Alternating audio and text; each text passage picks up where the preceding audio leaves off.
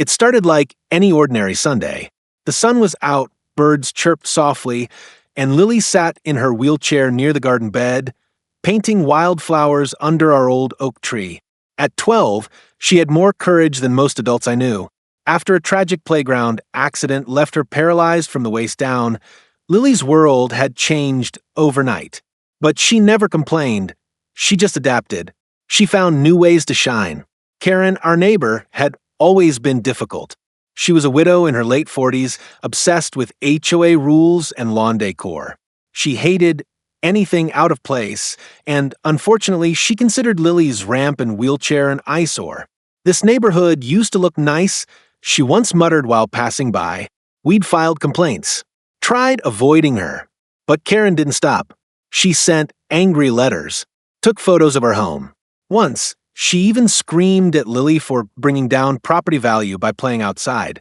That day, I was baking in the kitchen, glancing occasionally through the window to check on Lily.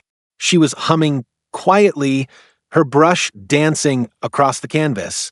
Karen stood near her fence, trimming her rose bushes. I remember thinking, good, she's staying on her side. Minutes passed. The timer beeped. I turned away to take out the muffins. When I returned to the window, Lily was gone. My heart skipped. I bolted out the door and shouted her name. No answer. My stomach twisted. I ran toward the side yard and froze. Lily lay face down on the grass, blood spreading across the back of her white dress. She wasn't moving. Karen stood just a few feet away, holding a kitchen knife, its blade glinting red in the sunlight. She was laughing at me, Karen muttered, expression blank. She always stares with those smug eyes. I screamed. Everything blurred as I ran to Lily, crying, begging her to wake up. Her eyes fluttered, lips trembling. She saved me, Lily whispered. I didn't understand. Save her? Who? I looked around, and that's when I saw it. Milo, our dog, standing between Karen and Lily, his fur matted with blood, but it wasn't his own. My brain couldn't register what I was seeing. Karen stood frozen, the knife in her hand still dripping, her eyes twitching like she had just awakened from a trance. My daughter lay bleeding, her lips trembling, and standing between her and that monster was our golden retriever, Milo, teeth bared, fur raised, his growl low and dangerous. Milo had been Lily's constant companion since the accident. He followed her everywhere, sleeping beside her wheelchair, even pacing when she cried in her sleep. But that day, he was more than a friend. He was a guardian. Later, the police would tell me that Milo had sensed something was wrong before I did. The moment Karen approached Lily from behind, he ran across the yard. According to Lily's gasping recollection, Karen had tried to talk to her, soft at first, asking about her painting. Then she snapped. She said I looked smug. Lily whispered in the hospital. She said I thought I was better than her. Lily didn't understand it. Who could? Karen had pulled the knife from her apron she'd been gardening or pretending to. She plunged it fast, like a flash. The blade pierced just above Lily's left shoulder blade, missing her spine by inches. Lily screamed and Milo lunged. He bit Karen's leg so hard, she dropped the knife. Blood poured from the wound, Karen's this time. Milo didn't stop barking. He stood over Lily, growling with every muscle tensed, daring Karen to come closer again. And that's how I found them. My baby on the ground, my dog defending her, and a woman I once thought was just annoying now revealed as a full-blown psychopath. I called 911 with shaking fingers. Karen tried to limp away, but neighbors had already begun gathering. A few had heard Lily scream. One had caught the attack on their doorbell camera. No more hiding. When the sirens came, Karen didn't run. She just sat on the grass, hands in her lap, muttering, "She ruined everything." Paramedics rushed Lily into the ambulance.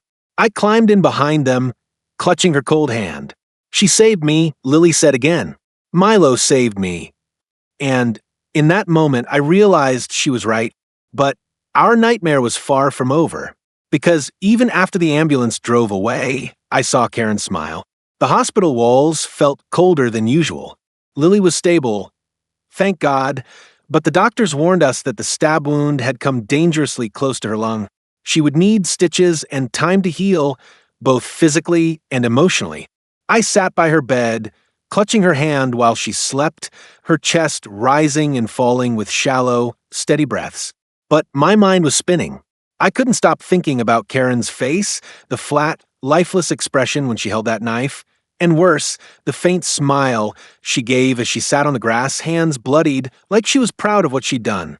I thought it had ended with her arrest. I was wrong. That night, a detective visited the hospital room. He was calm, professional, but his tone shifted when he pulled me aside. "We've searched Karen's house," he said. "There's something you need to know." I braced myself, but I still wasn't ready. The detective handed me a folder. Inside were photos of Lily, dozens of them, candid shots from our backyard, close-ups taken through our windows, even pictures of her sleeping in her wheelchair. Karen had been stalking us for months. But it didn't stop there. In Karen's bedroom, they'd found a corkboard covered in notes about Lily's schedule, things she liked, what she wore when she was left alone. A small drawer contained children's hair ties and pink barrettes, some matching the ones Lily had lost over the months. The final photo was the worst. It was a picture of Lily sitting in her wheelchair, drawn crudely in pencil. Thick red lines were slashed across her back. The word delete was written in bold under it. I covered my mouth to stop from screaming. Karen hadn't just snapped, she had been planning this. She had waited for the perfect moment, convinced herself that harming my daughter was justified. I wanted her locked away, forever. The detective promised they'd press for the maximum charges. But part of me knew justice wouldn't heal the fear. Lily still had to wake up every morning knowing someone had looked at her not with love or empathy, but with hate, so twisted it turned into violence. And as I stared out the hospital window that night, I realized the nightmare wasn't over. It had only been unmasked. The courtroom was colder than the hospital. Months had passed since the attack, but the memory was alive in every step we took. Lily's wheelchair made a soft whir as I pushed her down the long corridor, flanked by uniformed officers and the low murmurs of onlookers. The press had caught wind of the case, disabled girl survives knife attack by neighbor. They didn't know half the horror. Karen sat at the defendant's table with her hair pulled tight, wearing a dull gray suit. She didn't look at us as we entered, but I felt her eyes the moment we sat. Lily didn't flinch. She had changed since that day, grown quieter, more thoughtful, but also braver. She agreed to give a statement, and when it was time, she wheeled herself forward and faced the woman who had tried to end her life. "You said I ruined your neighborhood," Lily said, her voice thin but clear. "But I think you just hated seeing someone who didn't give up." There was silence. Karen stared blankly ahead, unmoved, her hands clenched on the table. But the jury? They watched Lily like she was a miracle. And she was. The prosecution presented everything. The photographs, the surveillance footage, the disturbing sketch labeled delete. The jury barely looked at Karen after that. She never took the stand. Her defense claimed psychological instability, that she had suffered emotional collapse due to personal trauma. But the truth was simpler. Karen couldn't stand what she didn't understand. Lily represented something she could never be: resilient, innocent, and loved.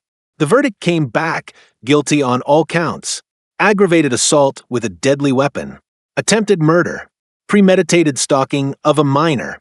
Karen didn't blink. As the judge handed down her sentence, 25 years without parole, Karen looked up and smiled, a crooked, silent smile. But we weren't afraid anymore. Not because the threat was gone, but because Lily had already beaten it. Not with force, with endurance, with grace, with courage no sentence could measure. Life, after the trial, didn't magically return to normal. Lily still startled when the doorbell rang. She sometimes asked me to stay beside her while she slept, but she never cried about it, not once. Instead, she painted. At first, just flowers, then forests, lakes, skies.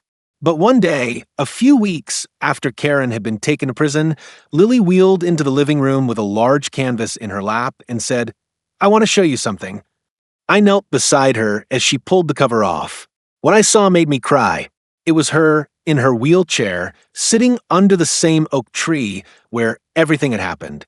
But in the painting, her dress wasn't white, it was golden. Her back was upright, glowing with a faint light, and behind her stood Milo, watchful and proud. Above them, written in soft white paint, were the words, "Still here. Still me." I hugged her tighter than ever before. That painting now hangs in our front hallway, where everyone who enters our home sees it. People ask about it, and Lily always answers with a small smile. That's what healing looks like. Milo still follows her everywhere. He's older now, slower, but his bond with Lily is deeper than words. Every year since the attack, on the same date, we bake heart-shaped dog treats and throw a little celebration. Not for the violence, but for the survival, for the bravery, for the second chance. Karen will never see the outside world again. Her smile that day in court haunts me sometimes, but Lily taught me something I hold on to. Villains don't get to define the story. Survivors do. And Lily? She didn't just survive. She rose, stronger, brighter, unbroken. A symbol that some light refuses to go out, even when the world tries its hardest to snuff it out.